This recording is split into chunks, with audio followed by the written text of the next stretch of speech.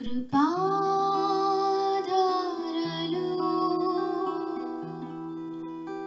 క్రీస్తు కృపాధారలు.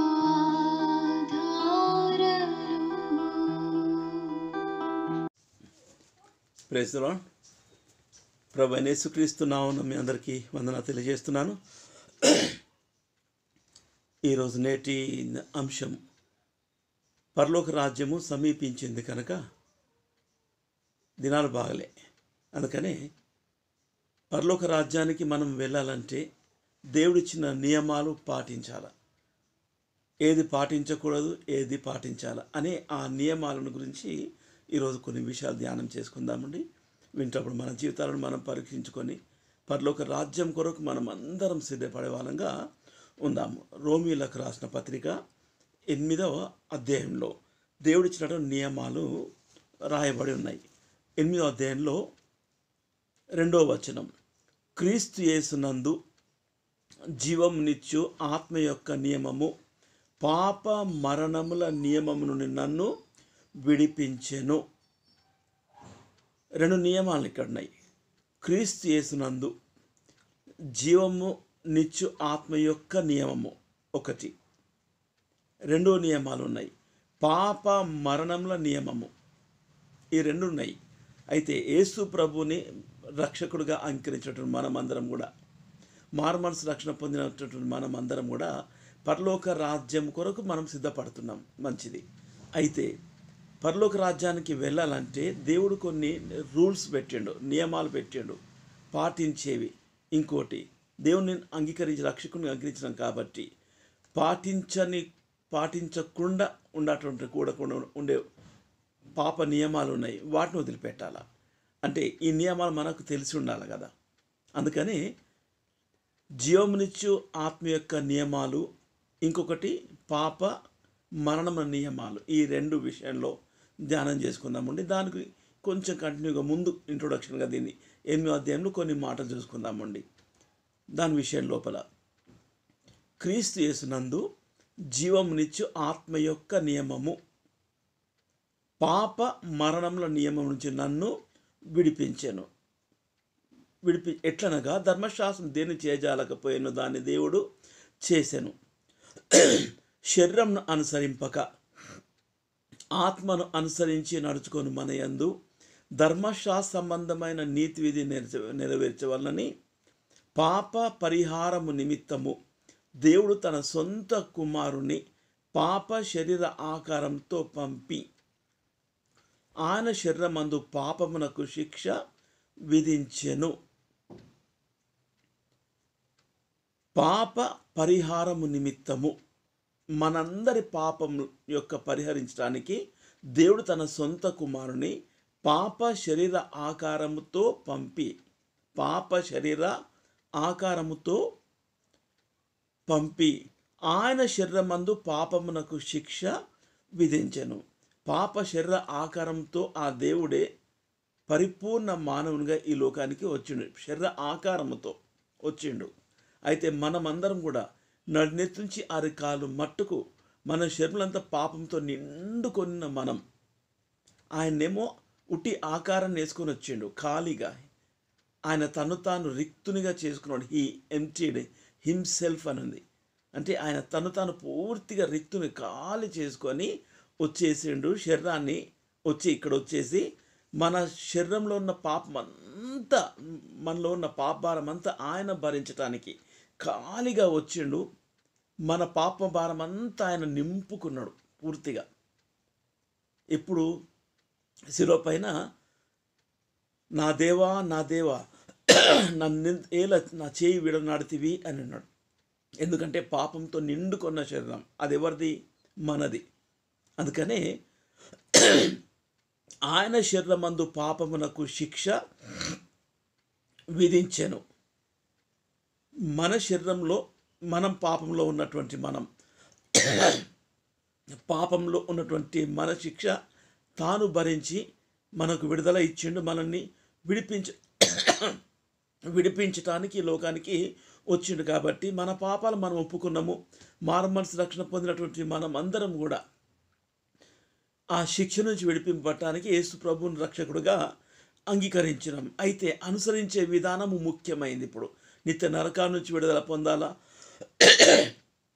పరలోక రాజ్యానికి మనము వారసులుగా ఉండాలంటే ఏం చేయాలి? అనుసరించే విధానము. ఇక్కడ రెండు ఉన్నాయి. శరీరానుసారులు శరీర విషయం మీద మనసుంతురు, ఆత్మానుసారులు ఆత్మ విషయం మీద మనసుంతురు.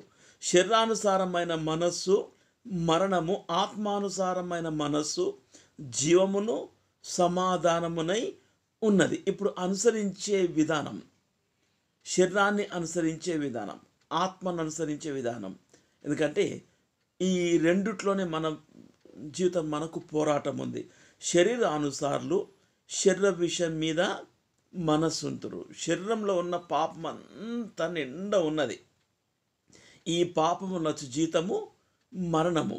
అందుకనే ఆ మరణము, ఆ నరకా నుంచి విడిపించటానికే యేసుక్రీస్తు వచ్చిండు, మనం అంగీకరించడం రక్షకునిగా. అయితే మళ్ళీ శరీరాన్ని అనుసరిస్తే అంటే మనస్సు, మనిషిలో రెండు మనస్తత్వాలు ఉన్నాయి. శరీరానుసారమైన మనస్సు, ఆత్మానుసారమైన మనస్సు. ఎప్పుడైతే దేవుని రక్షకుడు అంగీకరించినో ఆత్మను అనుసరించే వాళ్ళంగా మనము ఉండాలి. అనుసరించాలంటే దేవుడు చెప్పినటువంటి నియమాలు ఉన్నాయి, జీవము యొక్క నియమములు, ఆ పరలోక రాజ్యానికి వెళ్ళే నియమాలు దేవుడు పెట్టిండు. కాబట్టి ఆ నియమాలు పాటించాల. అందుకని ఆత్మానుసారమైన మనస్సు, శరీరానుసారమైన మనస్సు. శరీరానుసారులు శరీర విషయం మీద మనసుంతురు. అయితే శరీరాన్ని అనుసరించే వాళ్ళు అంటే శరీరం నిండా పాపం ఉంది. ఈ అనుసరించే వాళ్ళు ఎప్పుడు శరీరం మీదనే మనసు ఉంటుంది. శరీర కోరికలను తీర్చుకోవాలా, శరీర ఆశను తీర్చుకోవాలా. నా ప్రాణమా తినో తాగో సుఖించు ఈ లోక విషయం లోపల. అందుకనే దాని మనస్సు ఉంచుతారు శరీరానుసారులు. ఆత్మానుసారులు ఆత్మ విషయం మీద మనస్సుంతురు. శరీరానుసారమైన మనస్సు మరణము. దేవుణ్ణి యేసుక్రీస్తును రక్షకుడు అంకరించిన తర్వాత తిరిగి శరీరాన్ని మనం అనుసరిస్తే మరణం. మళ్ళీ ఆ మరణం నుంచి విడిపించడానికి యేసు ప్రభువును అంకరించడం రక్షకునిగా. కానీ మళ్ళీ శరీరాన్ని అనుసరిస్తే అది మరణం వచ్చేస్తుంది. ఆత్మానుసారమైన మనస్సు జీవమును సమాధానమునై ఉన్నది. ఇప్పుడు మనం అనుసరించేది చాలా ప్రాముఖ్యమైనది. శరీరాన్ని అనుసరిస్తే మళ్ళీ మరణానికి వెళ్ళిపోతాం. ఆత్మను అనుసరిస్తే నిత్య జీవానికి వెళ్తాం. ఆత్మను అనుసరించాలంటే ఆత్మ చెప్పు సంగతులు వినాల, ఆత్మ నియమించిన నియమాలు మనం పాటించే వాళ్ళంగా ఉండాలి. అయితే లోకంలో ఎక్కువ శాతము విశ్వాసుల్లో శరీరాన్ని అనుసరించే మనస్సు కలిగిన వాళ్ళు ఎక్కువగా అనిపిస్తున్నారు. అందుకని దాని నుంచి విడుదల పొంది విడిపింపబడి పరలోక రాజ్యానికి మనం వారసులు కావాలంటే ఏం చేయాలని ఆ ముఖ్యమైన పాయింట్స్ ఇది మనం నేర్చుకునేది. ఎందుకంటే ఏలనగా శరీరానుసారమైన మనస్సు దేవునికి విరోధమై ఉన్నది. అది దేవుని ధర్మశాస్త్రమునకు లోబడదు, ఏమాత్రము లోబడ నేరదు. ఈ శరీరానుసారమైన మనస్సు కలిగి ఉండి సంఘంలో, సహవాసంలో, పరిచర్లో ముందుకు సాగుతూ ఉన్నాం. అది దేవునికి విరోధమైంది. దేవుని ధర్మశాస్త్రమునకు లోబడదు, ఏమాత్రము లోబడ నేరదు. కాగా శరీర స్వభావం కలవారు దేవుని సంతోషపరచ నేరరు.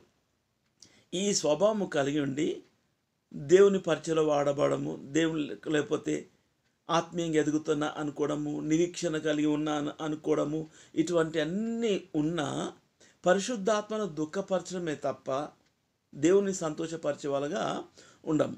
అందుకనే పరిశుద్ధాత్మను దుఃఖపరిచే వారికి క్షమాపణ లేదు, కానీ శిక్ష ఉంది. అంటే డైరెక్ట్ నరకం అనుకోగలరు కాదు, శిక్ష ఉంది. ఎందుకంటే యేసు ప్రభుని రక్షణ అంకరించి కూడా మారు మనసు తగిన ఫలం ఫలించకుంటే పరిశుద్ధాత్మను దుఃఖపరిచే వాళ్ళంగా ఉంటాము.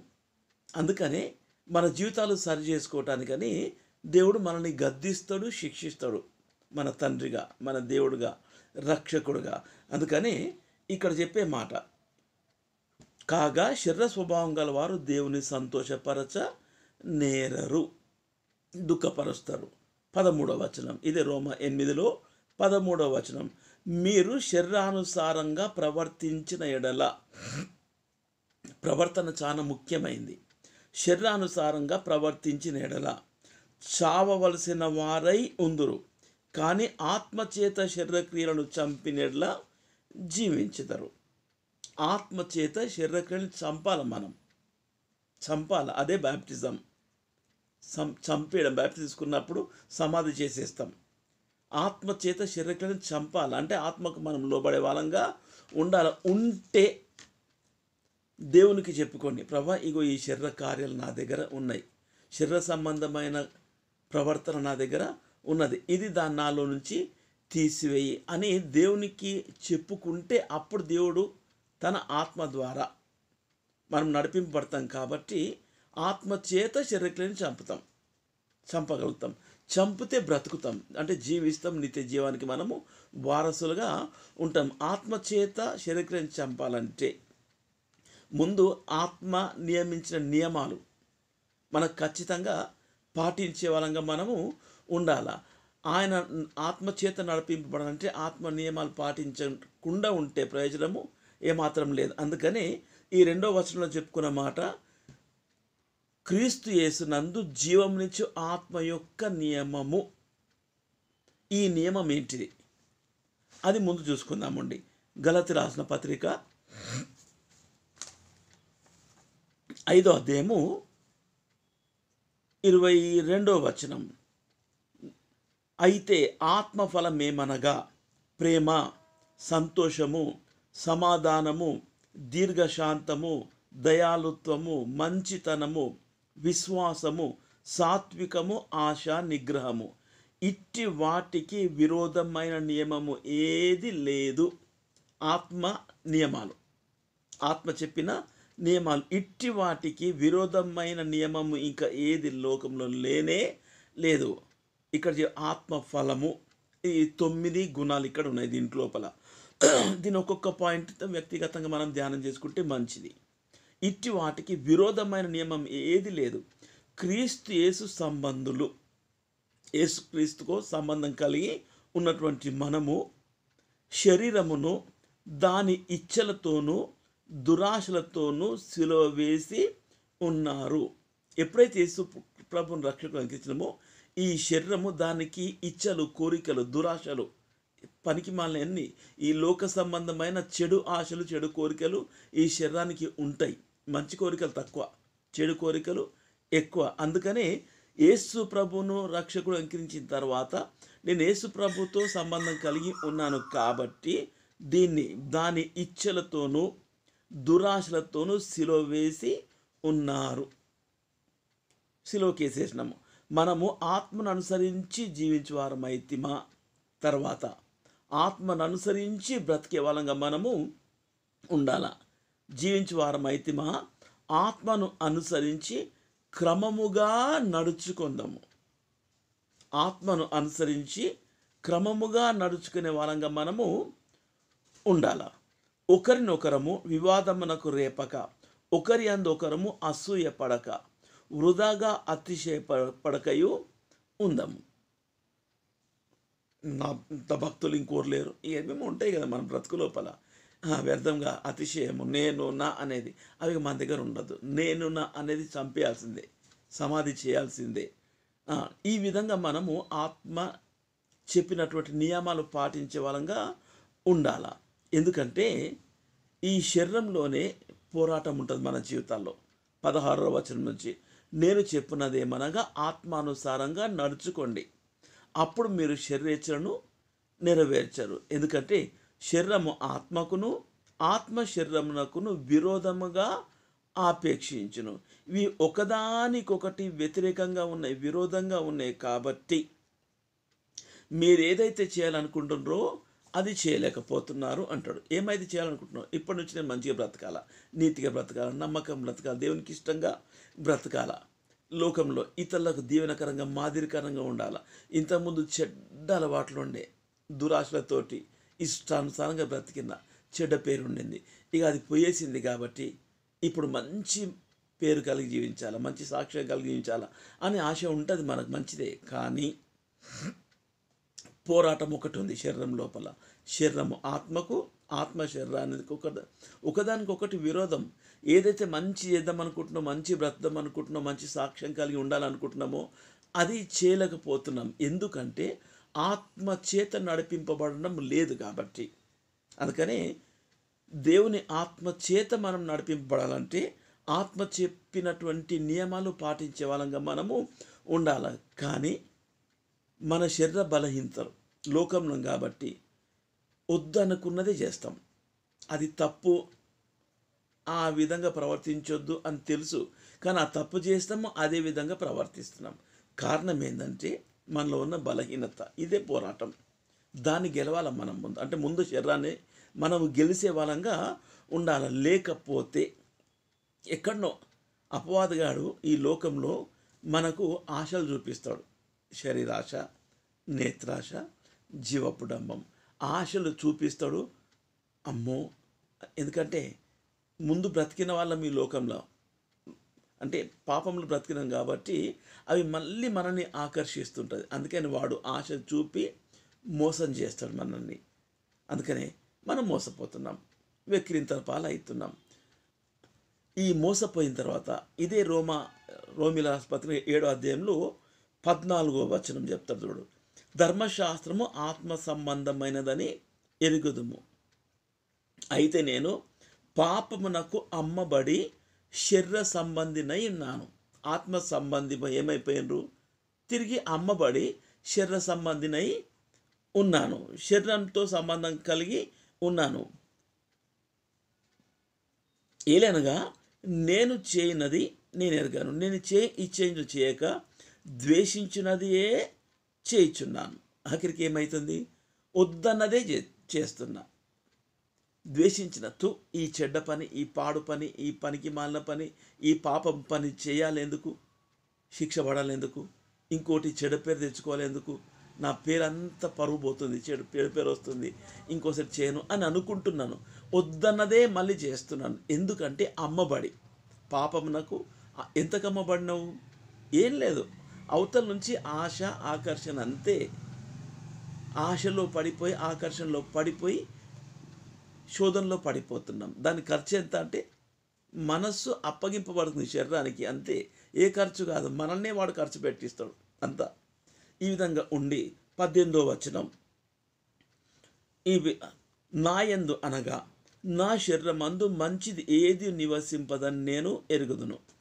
మేలైనది చేయవలని కోరిక నాకు కలుగుచున్నది, కానీ దాన్ని చేయటం నాకు కలుగుట లేదు. మంచి చేయాలా, మంచిగా బ్రతకాలా అని అనుకుంటున్నా, కానీ అది నాతో అయితలేదు. చాలా మటుకు విశ్వాసులు ఇదే పని. దేవుని నమ్ముకున్నాం, మారుమనసు రక్షణ పొందిన అని అనుకుంటున్నాం, కానీ ఎక్కువ శాతం చెప్తున్నాను, ఈ చివరి దినాల్లో ఈ శరీరానికి అమ్ముడు పోయి, పాపమునకు అమ్ముడు పోయి, పాపానికి దాసులుగా ఉండేవాళ్ళు ఎక్కువైపోతున్నారు. అటువంటి స్థితిలో నేనున్నవాన్నే దేవుడు నన్ను ఒక్కొక్క మెట్టు నాతో మాట్లాడుతూ సరి చేస్తున్నాడు. ఆత్మ నియమాలు నాకు అర్థమైనవి కాబట్టి వాటిని పాటిస్తున్నాను. అదేవిధంగా మనమందరం కూడా దేవుడు చెప్పినటువంటి ఆత్మ నియమాలు ఉన్నాయి. ఆ నియమాలను జాగ్రత్త పాటించుకుంటూ ఉన్నప్పుడు అమ్ముడు పోయే అవకాశాలు వస్తాయి, కానీ అమ్ముడు పోం. ఎందుకంటే ఆత్మ చేత నడిపింపబడుతుంటాం కాబట్టి. అయితే ఆత్మ నడిపింపు లేక ఈ శరీరానికి, లోకానికి సంబంధము ఉండి, మనసు శరీర సంబంధమైన మనస్సు కలిగి ఉండి అమ్ముడు పోయి అసలు మంచిగా బ్రతం, నీతిగా బ్రతం అనుకుంటున్నా లేదు. అన్నీ ఉన్నాయి లోకం లోపల, సాక్ష్యం లేదు. సాక్ష్యం పూడగొట్టుకునే విశ్వాసులుగా ఎక్కువైపోతున్నాం.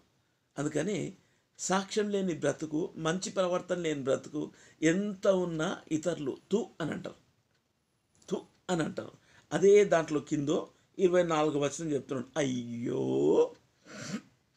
నేను ఎంత దౌర్భాగ్యులను, ఇట్టి మరణం నాకు ఈ శరీరం నుంచి నన్ను ఎవడు విడిపించును? తీరేమొచ్చేసింది, మరణమునకు లోనగు ఈ శరీరం నుంచి నన్ను ఎవడు విడిపించును అంటే తిరిగి ఏమైపోయినాము? దౌర్భాగ్య స్థితిలోనికి వచ్చేసినాం.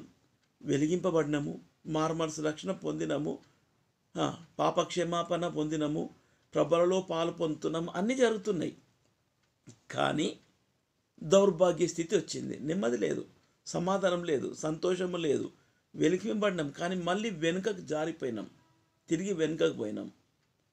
ఎందుకంటే అమ్మబడి.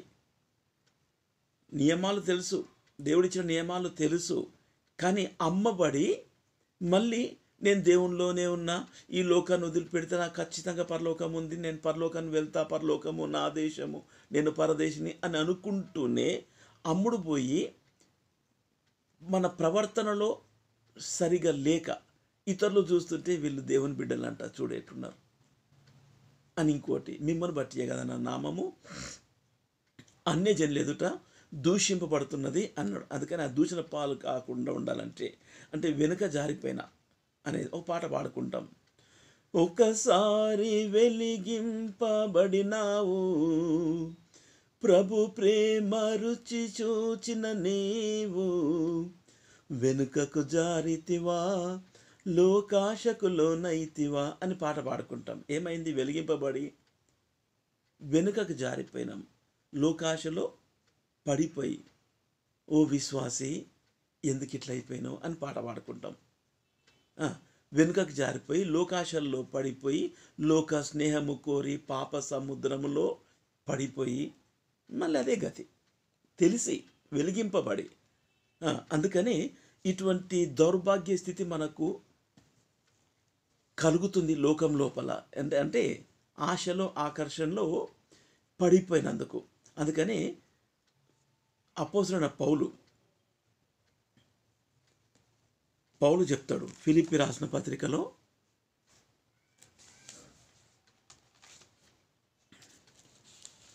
ఫిలిప్పీ రాసిన పత్రిక 1వ అధ్యాయము 20, ఫిలిప్పీ రాసిన పత్రిక 3వ అధ్యాయంలో పౌలు చెప్తున్నాడు, అన్నింటిని వదిలిపెట్టి 10వ వచనం, ఏ విధము చేతనైనను మృతుల నుండి నాకు పునరుత్థానము కలగవలనని ఆయన మరణం విషయంలో సమాన అనుభవము గలవాడినై, ఆయనను ఆయన పునరుత్థాన బలం ఎరుగు నిమిత్తము, ఆయన శ్రమలలో పాలుపడట ఎట్టిదో ఎరుగు నిమిత్తము సమస్తము నష్టపరుచుకొని వాటిని పెంటతో సమానముగా ఎంచుకొనుచున్నాను అన్నాడు. సమస్తాన్ని నష్టపరుచుకొని అన్నీ తూ తూ తూ అన్నాడు, పెంటతో సమానముగా ఎంచుకొనుచున్నాను అని. నష్టాలు వచ్చినా, కష్టాలు వచ్చినా, బాధలు వచ్చినా, కరువులు వచ్చినా, హింసలు వచ్చినా, ఏదొచ్చినా అన్నింటినీ పెంటతో సమానంగా ఎంచుకున్నాడు. అందుకనే పరలోక రాజ్యం కొరకు నిరీక్షణ కలిగి ఉన్నాడు. అందుకని నేను ఏ విధంగా చేతన పరలోక రాజ్యాన్ని సంపాదించుకోవాలా. అయితే ఈ లోకంలో నాకు ఇవి ఎదురవుతున్నాయి, ఈ రకరకాలన్నీ. అందుకని వీటిలో పడిపోకుండా దేవుడినిచ్చిన నియమాలు నేను ఖచ్చితంగా పాటిస్తా అని మనస్సు స్థిరంగా ఉంచుకున్నప్పుడు ఈ నిరీక్షణ మనం సిగ్గుపరచదు. ఇంకోటి, మన ద్వారా దేవునామానికి అవమానం కలగదు. ఈ ఇచ్చినటువంటి రక్షణ సాక్ష్యాన్ని బట్టి మన రక్షణ కాపాడుకుంటాం. అందేనా? కాపాడుకున్న దాన్ని బట్టి మన ప్రవర్తనను బట్టి ఇతరులను కూడా మనం ప్రభు సన్నిధికి నడిపించగలుగుతాం. ఈ దినాల్లో మీ బతుకే చక్కగా లేదు, మాకేం చెప్తున్నావు, ముందు నీ బ్రతుకు సరి చేసుకో అని ఇతరుల ద్వారా ఏలెత్తి చూపించుకునేటువంటి దిక్కుమాలిన స్థితిలో ఈ దినాన విశ్వాసం ఉన్నారు. అందుకని అటువంటి స్థితిలో ఉండకుండా ఉండాలంటే దేవుడి నియమాలు పాటించాలి. ఇంకోటి, పాప మరణముల నియమం నుంచి నన్ను విడిపించాను అన్నాడు. పాప మరణముల నియమాలు ఏంటి మనకు తెలవాలి కదా, తెలుసు కానీ తెలియనట్టే ఉన్నాం. అందుకని ఈ పాప మరణముల నియమాలు ఈ శరీరంలో ఉన్నాయి. అంటే ఆ నియమాలు అవి కార్యాలుగా ఉండి వాటిని చేస్తూ ఉన్నాం. అది ఏం కార్యాలు అవి, వాటి గురించి ఇప్పుడు రెండవది. ఇంతకుముందేమో క్రీస్తు చేసినందు జీవం నుంచి ఆత్మ యొక్క నియమాలు చెప్పుకున్నాం. ఇప్పుడు రెండవది, పాప మరణముల నియమం నుండి నన్ను విడిపించండి. ఈ పాప మరణ నియమాలు ఏమిటివి? అది శరీర సంబంధమైనవి. ఎందుకంటే శరీరానికి అమ్ముడు పోయినాను, శరీరం నిండా పాపం ఉంది కదా, ఆ పాపం వల్ల వచ్చే జీతం మరణం. దేంట్లో ఉంది? శరీరంలో ఉన్నది. ఈ శరీరం నుంచి అన్నీ ఒప్పుకొని వదిలిపెట్టిన, కానీ ఆ నియమాలు ఏమిటివి, అవి కార్యాలు ఏమిటివి అనేది వాటి గురించి చూద్దామండి. పాపం మరణం నియమం అంటే శరీర కార్యములు. గలతీ రాసిన పత్రిక 5వ అధ్యాయము 19 నుంచి, శరీర కార్యములు అంటే శరీరం చేసే పనులు, పాప నియమాలు. ఈ పాపం జీతం మరణము, నరకము. ఇవన్నీ ఆ నియమాలు ఉన్నాయి. ఏంటివి అంటే శరీర కార్యములు, శరీరం చేసే పనులు స్పష్టమైనవి. కొంచెం స్పీడ్గా చదువుతాను. అవి ఏవనగా జారత్వము, అపవిత్రత, కామత్వము, విగ్రహారాధన, అభిచారము, ద్వేషములు, కలహము, మత్సరములు, క్రోధములు, కక్షలు, భేదములు, విమతములు, అసూయలు, మత్తతలు, అలరుతో కూడిన ఆటపాటలు మొదలగునవి. లిస్ట్ చాలా పెద్ద ఉంది. ఆ లిస్ట్ అంతా కొన్ని నేను చదువుతాను. మొదలగినవి వీటిని గురించి నేను మునుపు చెప్పిన ప్రకారము ఇట్టి వాటిని చేయవారు దేవుని రాజ్యమును స్వతంత్రించుకొనని మీతో స్పష్టముగా చెప్పుచున్నాను. ఈ శరీరం ద్వారా చేసే ఈ పనులన్నీ, పనికి మాలిన పనులన్నీ చేస్తూ పరలోక రాజ్యాన్ని స్వతంత్రించుకోం అని స్పష్టంగా చెప్తున్నాడు. మరి ఇవన్నీ లోపలనేగా చేస్తున్నాం కదా. పరలోక రాజ్యం ఏది? పరలోక రాజ్యం గురించే కదా మనం మారుమనసు రక్షణ పొందింది. ఈ కార్యాలు చేసేవాళ్ళు దేవుని రాజ్యంను స్వతంత్రించుకొనని మీతో స్పష్టముగా చెప్పుచున్నాను అని చెప్పిండు. తర్వాత కొలస్సీ రాసిన పత్రిక, కొలస్సీలకు రాసిన పత్రిక 3వ అధ్యాయము 5వ వచనం నుంచి, కావున భూమి మీద మీ అవయవములను అనగా జారత్వము, మీ అవయవములు, పార్ట్స్ ఆఫ్ ద బాడీ అని చెప్పుకుంటాం. తల, చేతులు, కాళ్ళు, ఈ కడుపు, ఈ అవన్నీ చెప్పుకుంటాం కదా. ఇక్కడ అవయవాలు చెప్పుకుంటాం. మీ అవయవములను అనగా జారత్వము. జారత్వం దేంతో చేస్తున్నాము? శరీరం ద్వారానే కదా. అందుకనే జారత్వము అంటే పెళ్లి కాకముందే అపవిత్రంగా ప్రవర్తించడం, ఇంకోటితో సంబంధం కలిగి ఉండడం. సరే, వాటిని వివరించడం కాకుండా ఒక్కొక్క మాట చదువుకుంటూ పోతాను. అపవిత్రత, కామాతురత, దురాశ, విగ్రహారాధన, ధనాపేక్షను చంపివేయండి. బాప్టిజం తీసుకుంటానే చంపివేయడమే కదా. కానీ ఉన్నాయి అవి. ఇంకా బాప్టిజం తీసుకున్నా ఇవి మళ్ళీ పైకి వచ్చేసినాయి. అందుకని వాటిని మీరు చంపివేయండి, కడుక్కోండి అని అర్థం. వాటి వలన, ఒకవేళ అవి ఉంటే, వాటి వలన దేవుని ఉగ్రత అవిధేయుల మీదికి వచ్చును. వాటి వలన ఏమొస్తుందంట? దేవుని ఉగ్రత అవిధేయుల మీదికి వచ్చును. అంటే చెప్పినా వినడం లేదు, విధేయత చూపించడం లేదు, లోబడడం లేదు. కాబట్టి దేవుని ఉగ్రత, ఎందుకంటే పరిశుద్ధాత్మను దుఃఖపరిచే వారికి క్షమాపణ లేదు, శిక్ష ఉంది అని చెప్పుకున్నాం. ఇప్పుడు ఇవన్నీ చేస్తూ ఇంకా వాక్యం విని కూడా సరి చేసుకోవడం లేదు కాబట్టి ఉగ్రత పాలు. ఎందుకు దేవుని ఉగ్రత తెచ్చుకుంటున్నామంటే, ఈ ఉగ్రతను బట్టిన బుద్ధి తెచ్చుకొని ఇంత ఘోరమైన పాపం నేను చేస్తున్నా, వాక్యానికి విరోధంగా నేను ప్రవర్తిస్తున్నా కాబట్టి దేవుని ఉగ్రత పాలవుతున్నాను అని దీన్ని బట్టి అన్న బుద్ధి తెచ్చుకొని ఆ పాపం నుంచి విడుదల పొందుకుంటారు, క్షమాపణ అడుగుతారు అని దేవుడు ఉగ్రత చూపిస్తున్నాడు. పగోడు కాదు దేవుడు మనకు, నిత్య నరకా నుంచి విడిపించడానికి అనేసి. అందుకనే ఇవి ఒకవేళ అట్నే ఉంటే వాటి వలన దేవుని ఉగ్రత అవిధేయుల మీదికి వచ్చును. విధేయత చూపించడం లేదు, ఉగ్రత పాలుగాక తప్పదు. పూర్వము వారి మధ్య జీవించినప్పుడు మీరు వీటిని అనుసరించి నడుచుకుంటేది.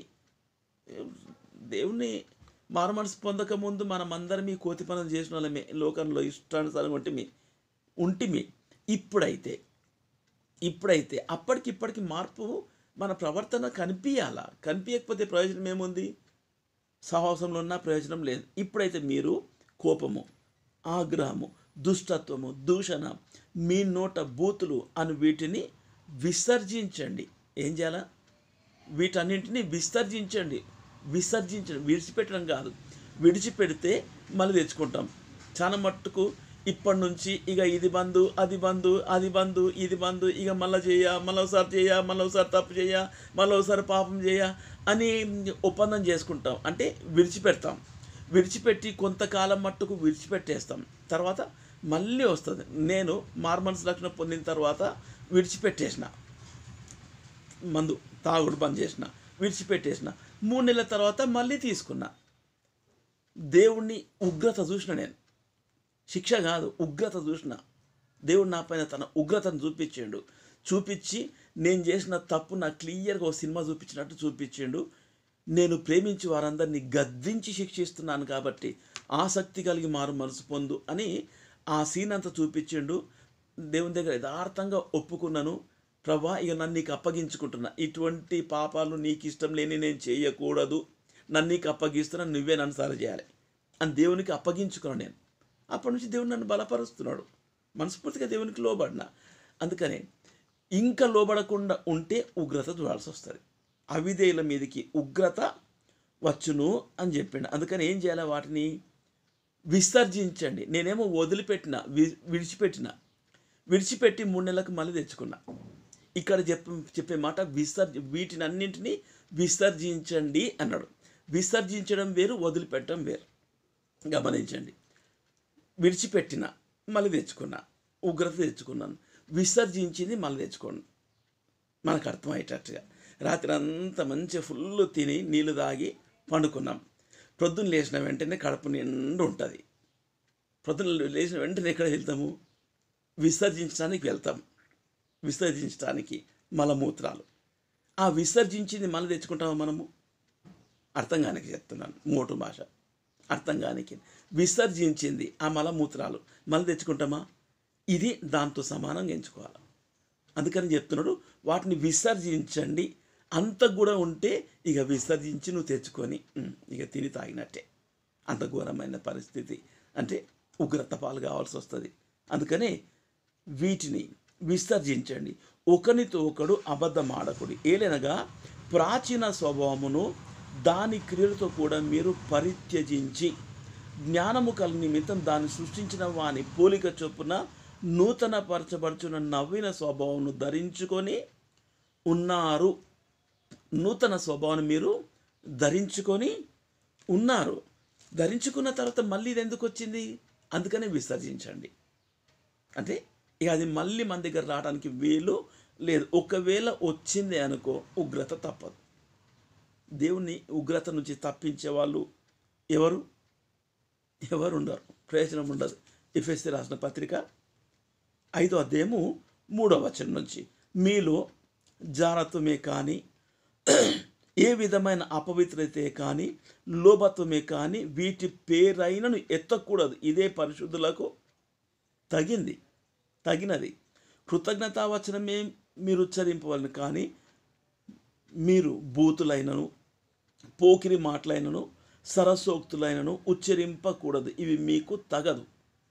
దేవుని బిడ్డలు ఇదే నోటితో దేవుని స్తుతించి మంచి పాటలు పాడతారు, ఆరాధన పాటలు పాడతాం, మంచిదే. ఇదే నోటితోటి బూతు మాటలు చర్చిలో ఉన్నంత మట్టుకు అబ్బా ప్రైజ్ ది లార్డ్, హల్లెలూయా, స్తోత్రం, వందనాలే. ఇళ్ళలా చూడాలి ఎంత బూతు మాటలు మాట్లాడుతుంటారు.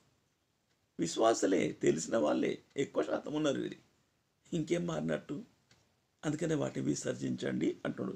ఇది పరిశుద్ధులకు తగదు. వీటిని విసర్జించండి, తగదు. ఇది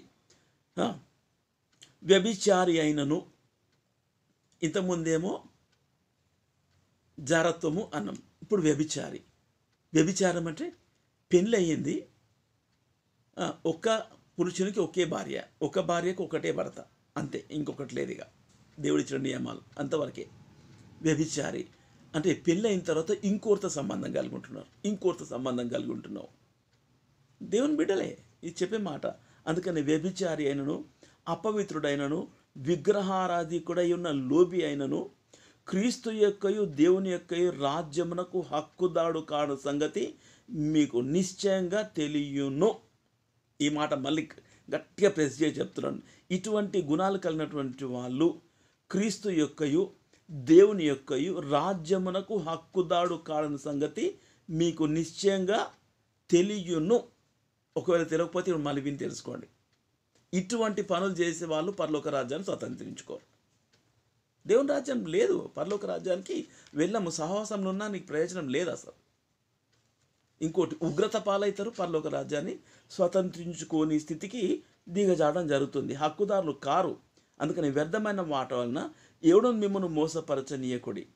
ఇట్టి క్రియల వలన దేవుని ఉగ్రత అవిధేయుల మీదకి వచ్చును.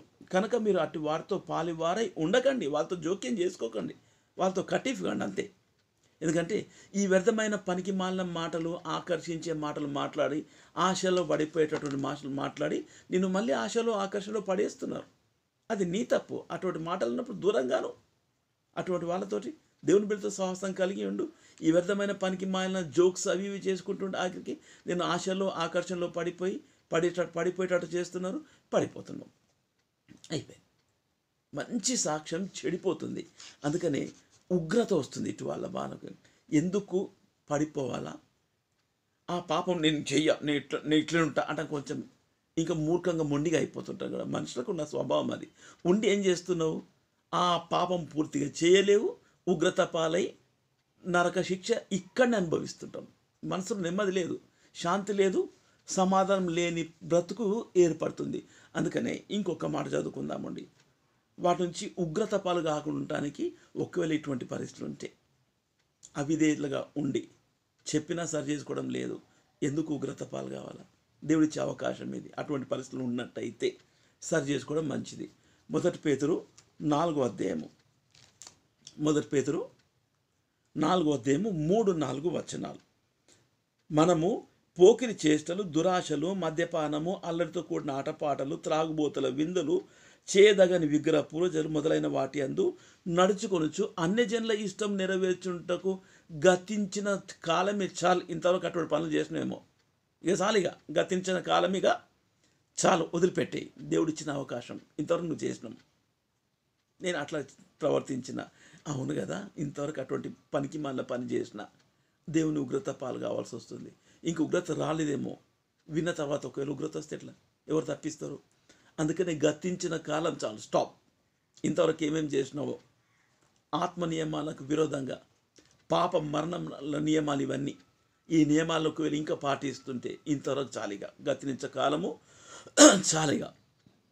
అపరిమితమైన ఆ దుర్వ్యాపారం నందు తమతో కూడా మీరు పరిగెత్తకపోయినందుకు వారు ఆశ్చర్యపడుచు మిమ్మల్ని దూషించున్నారు. అరే ఇదేంది, ఇంతకుముందు నాతో ఇష్టమైనట్టు ప్రవర్తించే, మా తిన్నాం తాగినాం తిరిగినాం ఏమేమో చేసినాం, ఏ కథలు అన్నీ పడ్డాం, ఇప్పుడు మళ్ళీ హే ఐ యామ్ షీ అంటే ఈయన చెప్తున్నాడు, ఐ యామ్ నాట్ హీ అన్నాడు. అప్పుడేం పాపంలో ఉన్నవాడే, కానీ ఇప్పుడు నేను ఆ మనిషిని కాను. ఇప్పుడు అంతకుముందు ఉంటే ఆ ప్రవర్తన నా దగ్గర ఉండే కానీ ఇప్పుడు ఆ మనిషిని కాదు, నా మనసు మారిపోయింది. ఇక అటువంటి పాప పని నేను చేయను, నీకు నాకు కటీఫ్. మళ్ళీ నేను దేవునితో సంబంధం కలిగి ఉంటా, దేవునితోనే సాహసం కలిగి ఉంటా. అంటే ఎంత బాగుంటుందో మన బ్రతుకు లోపల. నెమ్మది ఉంది, సంతోషం ఉంది, సమాధానం ఉంది. అందరం అంతే, మనలో బలహీనతలు. నేనేం ముందు మంచిగా ఎన్నో విధాలుగా పడిపోయిన స్థితిలో ఉన్నవాడిని. దేవుడు కొట్టి తన్ని ఉగ్రత చూపించి కోపం చూపించి ఆఖరికి ఒక్కొక్క మాట నాతో మాట్లాడుతూ నన్ను బలపరుస్తూ ముందుకు నడిపిస్తున్నాడు. ఇప్పుడు నాకు నిరీక్షణ అంటూ ఉన్నది, దేవుని ప్రేమను పంచగలుగుతున్నా. అనుభవాల్లో దేవుడు నేర్పిస్తాడు మనకు. అయితే వాక్యానికి లోబడ్డప్పుడు మట్టికి 1 తిమోతి దినాలు బాగలేవు, చెడ్డ దినాల్లో ఉన్నాం. 3వ అధ్యాయంలో 2 తిమోతి 3వ అధ్యాయము 1 నుంచి, అంత్య దినములలో అపాయకరమైన కాలములు వచ్చునని తెలుసుకోండి. అపాయకరమైన కాలములు వచ్చునని తెలుసుకోండి, జాగ్రత్త. ఏదనగా మనుషులు స్వార్థప్రియులు, స్వార్థం, ధనాపేక్షలు, పిచ్చి, ధనం పిచ్చి. ఇంకా సంపాదిస్తా ఏం చేస్తావు సంపాదించి, ఓరి వెర్రివాడ, ఈ రాత్రి నీ ప్రాణం పోతే నువ్వు సంపాదించింది ఎవరైతాయి అని అంటున్నాడు. అదొక పిచ్చి మనిషికి అపేక్ష. వాళ్ళకి అంతుంది, నాకు ఇంత లేదు, ఇంకా తెచ్చుకుంటా, అట్ట తెచ్చుకుంటా. ఎందుకంట ఉన్న దాంట్లో కలిగిన దాంతో తృప్తి కలిగి ఉంటే చాలు కదా. ధనాపేక్ష, బింకంలో ఆడవారు, అహంకారులు, దూషకులు, తల్లిదండ్రులకు అవిధేయులు, కృతజ్ఞత లేనివారు, అపవిత్రులు. ఈ దినాల్లో అసలు మర్యాద లేకుండా అయిపోతున్నారు. చిన్న పెద్ద అన్న మర్యాద లేదు, విధేయత చూపించడం లేదు. తల్లిదండ్రులు చెప్తే నువ్వేది నాకు చెప్పేది, నాకు తెలుసు అని తిరుగుబాటు స్వభావం, అదన్ను మానేసేయాల్సిందే. తల్లిదండ్రులకు అవిధేయులు, కృతజ్ఞత లేనివారు, అపవిత్రులు, అనురాగరహితులు, అతిద్వేషులు, అపవాదకులు, అజితేంద్రియులు, క్రూరులు, సజ్జన ద్వేషులు, ద్రోహులు, మూర్ఖులు, గర్వాంధులు, దేవుని కంటే అంటే దేవుని ప్రేమించే కంటే సుఖానుభవం ఎక్కువగా ప్రేమించే వాళ్ళు. మంచోళ్ళు మంచి మాటలు చెప్తుంటే ఆయన ఏం చెప్తున్నావు అంటే వాళ్ళని ద్వేషిస్తారు. ఎవరిని ద్వేషించొద్దు మనం. చెప్పిన మాట విని ఇష్టమైతే సరి చేసుకో, లేకపోతే నీ బ్రతుకు నీ ఇష్టమే, అంతే. పైకి భక్తి గల వారి వలె ఉండి దాని శక్తిని ఆశ్రయించని వారినై ఉన్నారు. ఇటు వారికి విముఖుడపై ఉండము. పైకి భక్తి చూస్తే అబ్బా సూపర్ భక్తి, అబ్బా ఎంత భక్తి, ఏం ప్రార్థన, ఇంత మంచి ప్రార్థన, ఎంత మంచి ఆరాధన, ఏమేమో ఎంత మంచి అనేది మనుషులకు మంచిగా అనిపిస్తుండొచ్చు, దేవుని దృష్టికి. అందుకని మనుషులు పై రూపాన్ని చూస్తారు, దేవుడేమో హృదయాన్ని చూస్తాడు. అందుకని మన మనస్సు ముందు మనం దేవునికి భయపడే వాళ్ళంగా ఉండాలి, మనుషులకు కాదు. మనుషులు ఎదుట నటిస్తే పై భక్తి ఎంతకాలం ఉంటుంది? ఓ రోజు బట్టబయలు అవుతుంది. గ్రంథాలు విప్పబడగా గ్రంథం వారి గ్రంథం అంతా బయటపడుతున్న పాట పాడుకుంటాం కదా, మన మన బతుకంతా బయట బజార్ పాలు అయిపోతుంది. అరే ఇంత భక్తి అని అనుకున్నా, ఇంత మంచోళ్ళు అనుకున్నా, ఇంత మంచుకున్నారు అని అనుకున్నా, కానీ ఇప్పుడు చూస్తే తూ తూ తూ తూ తూ అని వేస్తుంది. కొంతకాలం పాపంలో సుఖపడతామేమో, కానీ దేవుని ఉగ్రత భరిస్తున్నప్పుడు, అనుభవిస్తున్నప్పుడు లోకమంతా చూస్తుంటాం. అప్పుడు తల ఎత్తుకోలేని పరిస్థితి ఏర్పడుతుంది. అందుకనే ఆ దుర్దినంలో రాకముందే మన జీవితాన్ని మనం సరి చేసుకుంటే దేవుడు మనకు సహాయం చేస్తాడు. క్షమించే దేవుడు మన దేవుడు. ఎంత ఘోర పాపినైనా దేవుడు క్షమిస్తాడు. సరే, పాప ఊబిలో పడిపోయి ఉండొచ్చును, ఆ ఊబిలో నుంచి అయినా దేవుడు తీసుకొస్తాడు. లోబడితే, విధేయత చూపిస్తే, క్షమాపణ అడిగితే. ఇంత కూడా కాకుండా నీవేంది నాకు చెప్పేది అని తిరుగుబాటు చేసుకుంటూ ఉంటే ఒక మాట చెప్పుకొని ముగించులోనికి వచ్చేద్దామండి. రోమీలకు రాసిన పత్రిక 1వ అధ్యాయంలో 28వ వచనం నుంచి, మరియు వారు తమ మనస్సులో దేవునికి చోటియన్నొల్లకపోయిరి, అంటే దేవుని మాటకు చోటియలే అన్నట్టుగా తీసి పాడేస్తారు కదా, చోటియన్నొల్లకపోయిరి కనుక చేయరాని కార్యము చేటకు దేవుడు భ్రష్ట మనస్సుకు వారిని అప్పగించేస్తాడు. చేయరాని ఇంకా పనికిరాని కార్యాలు నువ్వు చేస్తావు. ఎందుకంటే చెడ్డ మనస్సుకు దేవుడు అప్పగించేస్తాడంట. ప్రేమించిండు, రక్షించిండు, శిక్ష భరించిండు, కోపగించిండు, గద్దించిండు, అంతకాకుండా ఉగ్రత కూడా చూపిస్తే ఇంకా మొండిగా ఉంటే ఇక భ్రష్ట మనస్సుకి దేవుడు అప్పగించేస్తాడు. అది మా భయంకరమైన పరిస్థితి. అట్టివారు సమస్తమైన దుర్నీతి చేత తెగించినోనికి తెడ్డలింగం అని అంటారు కదా, ఎట్ట తెగించిన అందరు తెలిసిపోయింది నా బతుకు అంటాను, ఇంకా తెగిస్తావు. పోనీ దాంట్లో ఏమన్నా సంతోషపడతావు అంటే మహాభయంకర ఉగ్రత పాలు కావాల్సి వస్తుంది.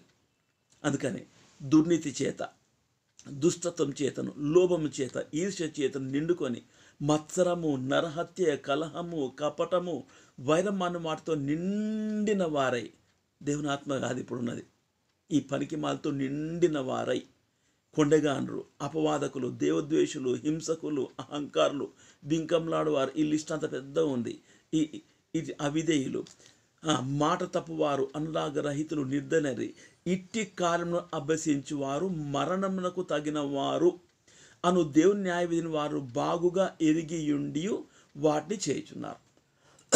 ఇటువంటి పాడు పనులు చేసి నేను మరణానికి పోతాను, నరకానికి పోతాను తెలుసు, ఇలా తెలియక కాదు.